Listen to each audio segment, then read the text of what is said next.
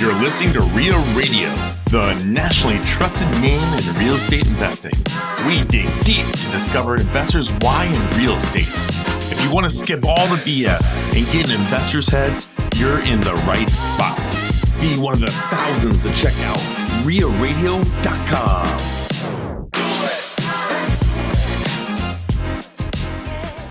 Welcome to the Real Estate Rundown, episode 251 with Owen, Dashner, and Kaasch. Just us two here. It's been a while because we've had the guest people in on the rundown. Our programming has changed slightly recently. And it was kind of weird having a remote guest too, which we've got coming up on Wednesday. Yeah. And so I was like, I can't remember how to do this. It's so funny. But it's good to be back in the studio, man. Happy Friday. It was a vacation, but not a vacation. We're still here every week. It takes a little bit of the pressure off when you don't have to be totally on your game the whole time, and you can just kind of. It was really carefree. Yeah, and nice. I hope you guys like to listen to our RIA Mastery recordings. Yeah, we got some nice sound bites from some of our guests about the goings on in their lives, and I listened to every one of those Mastery episodes. Yeah, overachiever. Yeah, that's me. Yeah. Just so you can actually hear it for the first time.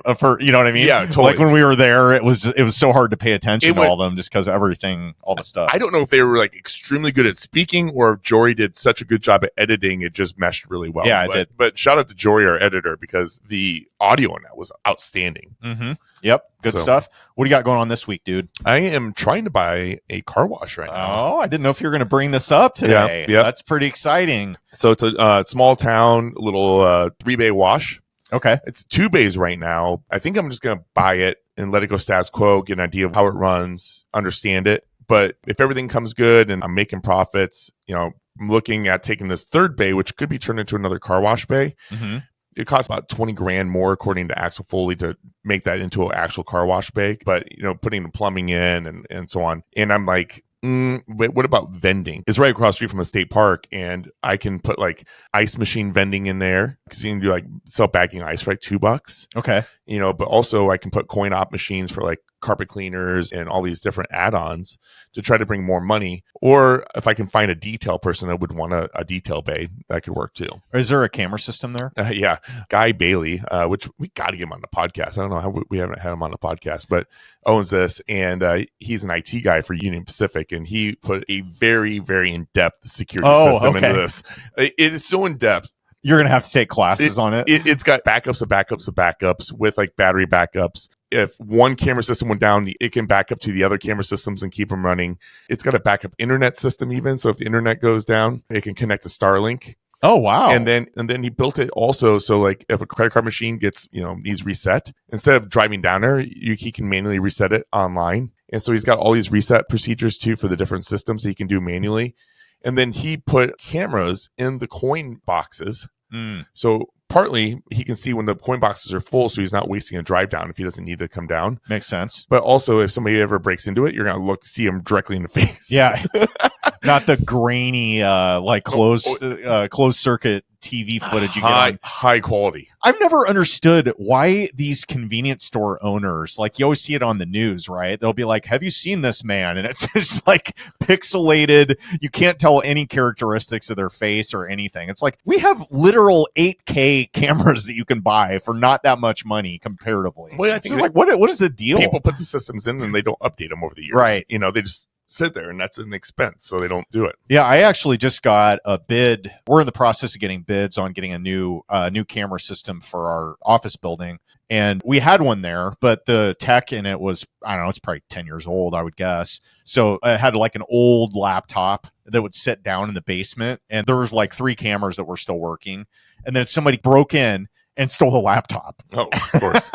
I have no idea how he even knew, because that place is like a labyrinth. But yeah, we're getting pricing on that right now. And like first bid was like, I don't know, $6 or $7 grand. So they're like cheap, but you want to get a good one so that you can, it's like insurance, right? You get insurance, you want it to pay you if something happens. You want it to be hardwired because the thing right now is that people are breaking into his cars and they have Wi-Fi jammers. Oh, really? So they're coming to the house. You have your Nest Cam or your Ring Cam. Well, you can get a Wi-Fi jammer on Amazon, and they click it, and as long as they're within like 3 or 4 houses, all the Wi-Fi goes out. Oh, Ted, now you're just fueling more home invasions Oh, out there from all of our this listeners. is all over 60 Minutes a couple weeks ago. You watch 60 Minutes still? Yes. Dude, that I brought this up to my kids. When I was growing up, we had, for the longest time, we had 3 channels on TV.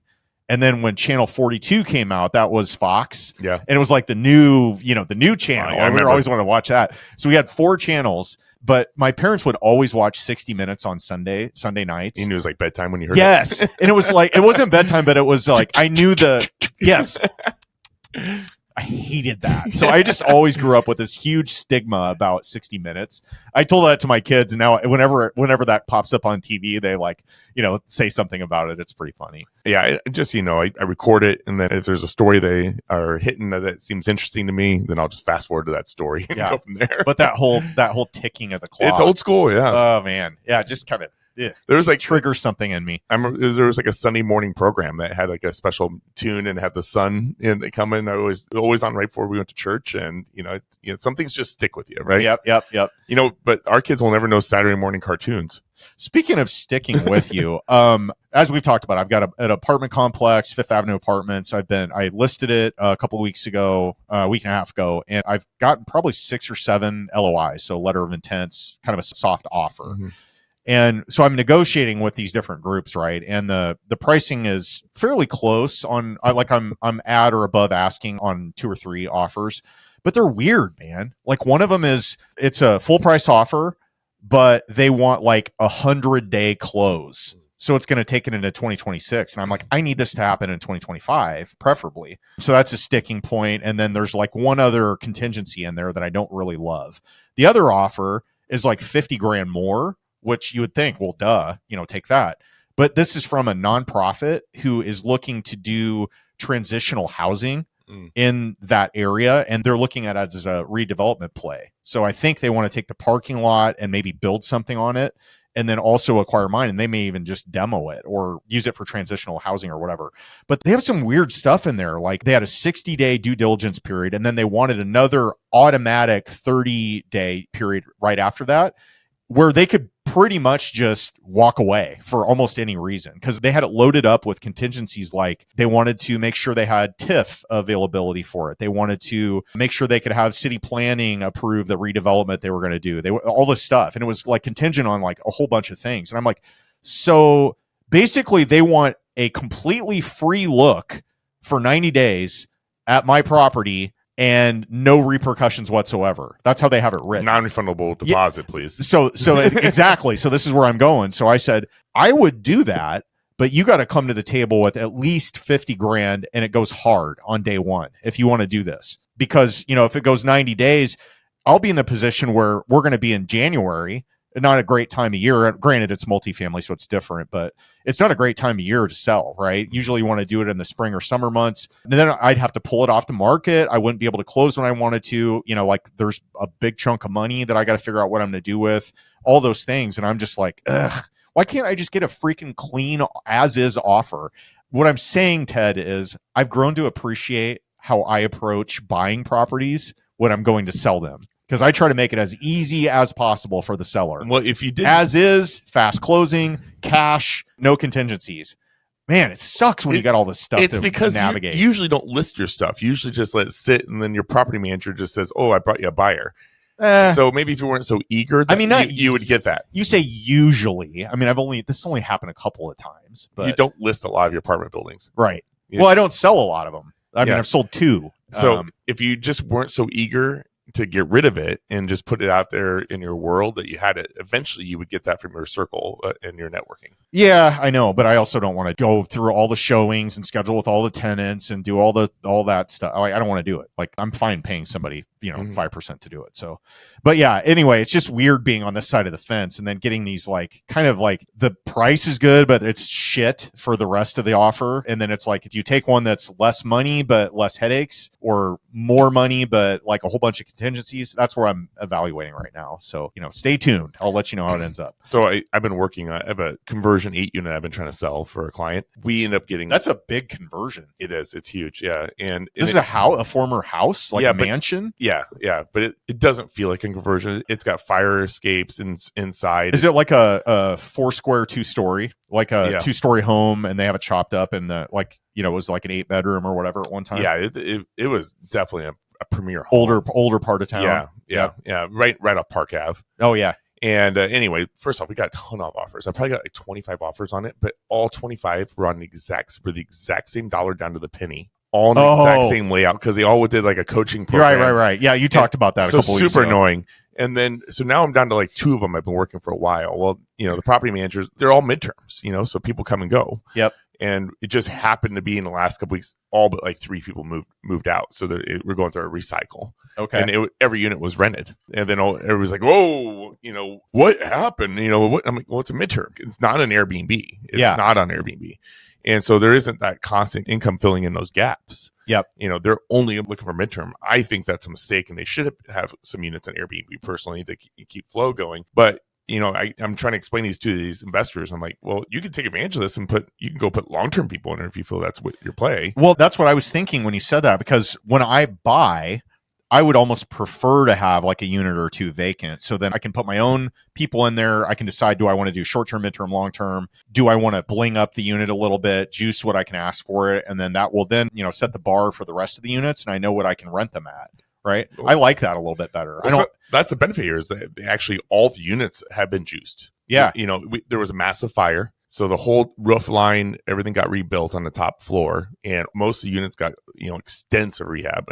And then the new manager came in to make midterms, and then he actually did more renovations to make it prettier. So every unit is really pretty. There's no major work done. Parking lot's been redone. It's ready to go, but they put a lot of people in, and what I feel is the rents were probably half of what they potentially could be. Now, the 25 offers, did they just completely go away? All of them?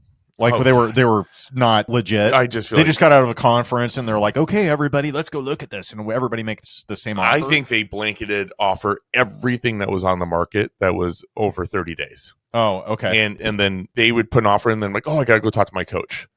But I also thought I was being scammed, because I had all these offers that were the exact same dollar amount, which was it was like, it was a very, very specific dollar amount. It was like $598 and $98,200, whatever that number was. Okay. And I'm like, this isn't real. Yeah. Like, I've never seen this in my life. But no, they were all coming from a coaching program. So I was really reluctant to like take any of these serious. Sure. Because it was so weird. Man, you know what really grinds my gears, Ted? Oh, I love this segment. I have a property. It's being managed. I bought 2 sets of new coin-op washers and dryers in the laundry room. And I was considering putting in a 3rd set, because they're typically pretty busy, 30 plus units. And there was a problem with, I believe it was the washer. Those are typically the more expensive of the 2 to fix.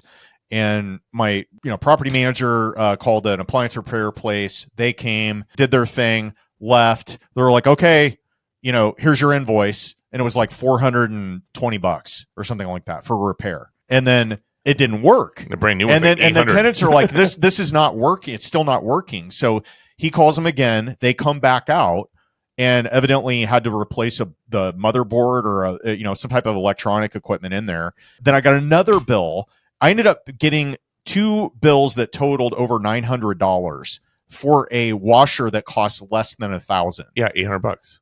I'm like, what are we doing? What is going on here? And then, so he knows I'm pissed. He's pissed. He calls he gets in touch with us, and nobody's communicating. Like, the texts are just like, oh yeah, there's no notes, nothing that says this was wrong. We did this. It's just a bill, and it says service call, blah, blah, blah, washing machine. That's it. It's not like it's up and running, good news, or we had to replace this. It was just no information. And I'm like, this is terrible customer service. So I bitched enough, and he bitched enough that he got a supervisor. And then they're like, oh yeah, we'll send somebody out. We'll if it's still not working, it should still be under warranty. Then they go out, and then it'll be on us. Sorry. They go out. So guess what happens? Wait. Ted? So the second time it didn't work again? Right. It's never worked ever. Okay. In 3 separate visits they've been out, and I've now been charged. They're trying to charge me another like $350 for this last visit. And I go, I could buy almost an entire new set for this on a year-old freaking piece of equipment. I'm pissed. It should be under warranty. Exactly. So it's not. But I'm really livid at this point. And I'm like, you know what? I'm not a guy that gives shitty reviews online, but I'm like, I am so mad at this that I'm going to give him a terrible review. And then what happened was this big outfit of appliance repair, like a national company, ended up acquiring one in town here. And they rebranded. And so what it used to be is not what it is now. And it's such a big company. They have like 5,000 reviews. So mine's not going to do anything. Yeah. You know what I mean? Like I have no recourse here other than just like whatever. Still leave it. So I'm pissed. You can name drop it to the 78,000 listeners we've had on here. Yeah. Well, anyway, so not happy. If anybody wants to know who that is, message me and I'll tell you. You're not going to put air right now? That's slander, isn't it, Ted? I mean, it's a review, isn't it? Whatever. No, I'm not doing it. But that I am so pissed off at this point. Can you imagine buying something brand new and then paying basically almost double whatever that is to get it fixed and it's still not working? Makes absolutely so mad. No sense. So that grinds my gears. Oh, that would grind my gears too. I got hyped up just hearing that. Yeah. Really irritated. Overall though, man, I had a really good week. Good. Really good week. You need one of those. It's not over yet, but as of Friday at about 12 noon, I'm going to call this a successful week. I had some good stuff happen and feeling pretty good. Yeah. I had some, I don't know what, I had a little fire in me this week, but I've been on my goals. Yep. On my systems. I've been doing my daily posts on my socials. I noticed that. A little stoicism from Ted Kaasch. Hitting the gyms in the morning. I'm hitting the sauna. I'm writing out my notes. I'm breaking down my goals for the day and the week and the month, tracking them. And so it's standing on my nail board every morning. Teddy on fire. I don't understand the nail board, but you do you, man. I tell you what, when I posted the nail board, I get more comments on that than anything else. Oh, I haven't seen that. Oh, yeah. I didn't even know you were doing this until you mentioned that. Yeah, I posted it up on my Snap. So that's why I don't have Snapchat. I think because I'm a grown up. I think I have you on Snap. It's Owen Dashner. I don't even think I have it on my phone anymore. So, you know what? We almost forgot about today's Golden Nugget. I didn't forget about it. Oh, sorry. I did. Well, this week's Golden Nugget kind of was inspired by our upcoming guest on Wednesday, Liz Buonincontri. That's a hard name to say. Also known as Liz Bono. Yeah. For the benefit of everyone else that finds that impossible to pronounce. We've done a lot of freestyling on her name here, much to my enjoyment, watching Ted suffer. But Liz talked about, here's the gist of it.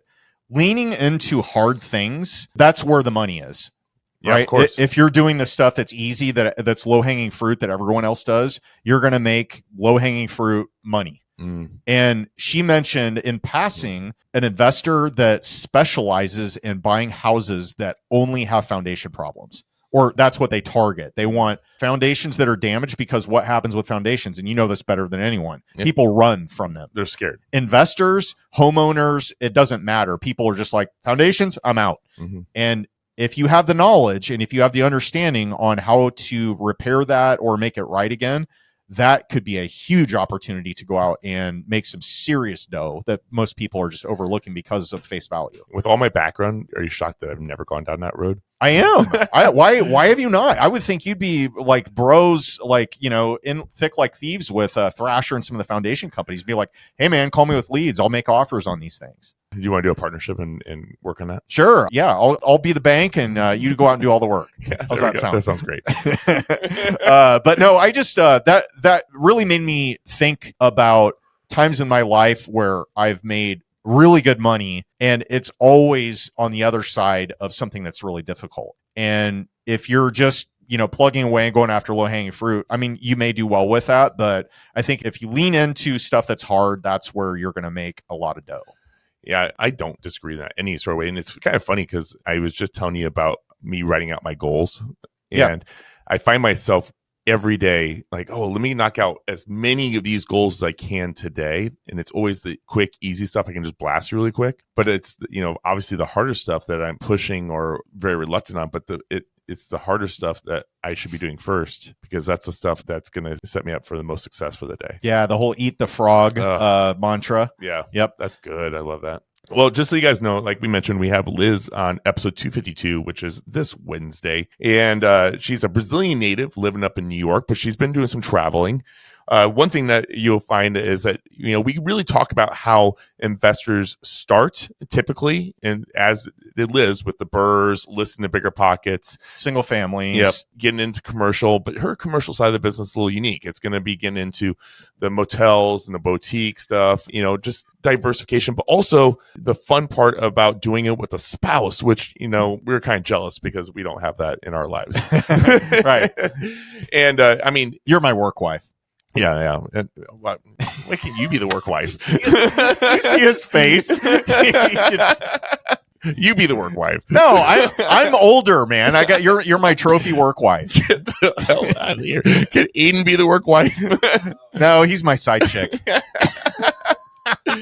Because he's sitting on the side. Yeah, your mind out of the gutter. I get it. But anyway, I love getting women investors on the podcast that are telling their story, but also, she gives a different feel of it. She's like, I'm tiling bathrooms when I'm 8 months pregnant, which is pretty impactful to hear that. Yeah, she tells funny stories about that too, with like having a tile saw and the baby bump being in the way and all that. But yeah, she very inspiring. And the thing I liked about their story, and I kind of felt a little bit of like her story resonated with me in that she worked for both her and her husband worked for a Big Four consulting firm. So they worked on these huge projects, and you'll hear about this in the episode, but she actually worked on money laundering cases in a kind of a JV with other law enforcement agencies like the FBI and so forth. And I don't know, just kind of a cool story to hear that. And then she basically, jumped in with both feet into, her first purchase, which also, crazily enough, she was describing her and her husband as very cautious investors,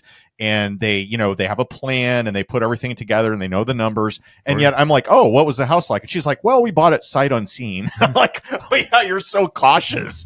So cautious. She's doing her selfie and fell through the floor. Fell through the subfloor in the living room. But yeah, you'll have to listen to that episode. It's great. And what I loved about it is it's an incremental growth story, and her pivoting into other asset classes once she had kind of her feet under her with the residential side. She saw that was going to take forever for them to achieve their income goals. So they decided to pivot into more of the commercial aspects of real estate investing.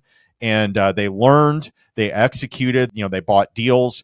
They bribed tenants along the way to move out of one of their commercial properties. That's a funny part of the story. And yeah, they made it work. And then most recently, they actually right now have under contract 2 weirdly identical sized small motels or hotels on the East Coast. Yeah. One of them in New York and one in the Hamptons, as a matter of fact, and then one of them in Daytona Beach, Florida. So like crazy story. And they're doing all of this from Long Island, where they live, and they both work full time in the business, and they're raising 2 kids that are both under 3 years old, or they're 3 or under, which is crazy. So she's been able to leave a high paying job, jump in right into being an entrepreneur. Her husband is working on the business full time, and they have 2 young kids, and they're figuring it all out. And they're doing some really cool shit.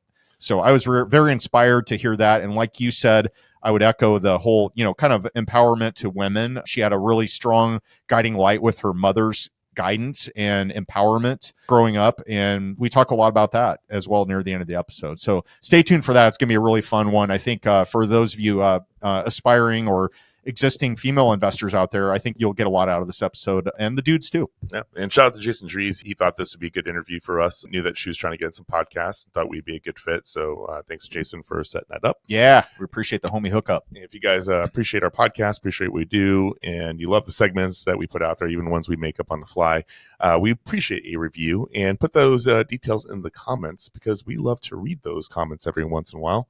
Well, we do have a new review I do want to read. Jenny Castaneda. Okay. She says, I'm hooked. And I like this because this is from a new listener. Yeah. Because we're 252 episodes in. Great interview and even better banter. I feel like my knowledge has increased immensely with only 3 episodes down so far. I'm totally hooked. Awesome. Thank you. Well, yeah, we appreciate the shout out there. Please share also. Yes. That's more reviews coming. We need some more reviews, guys. Right. We have 132 5 stars. We want to be to 200. Let's go. So with that, Owen Dashner, please see us out. On behalf of Rita Radio, Aiden Bear, and Ted Kaasch, I'm Owen Dashner, and you're listening to the Real Estate Rundown.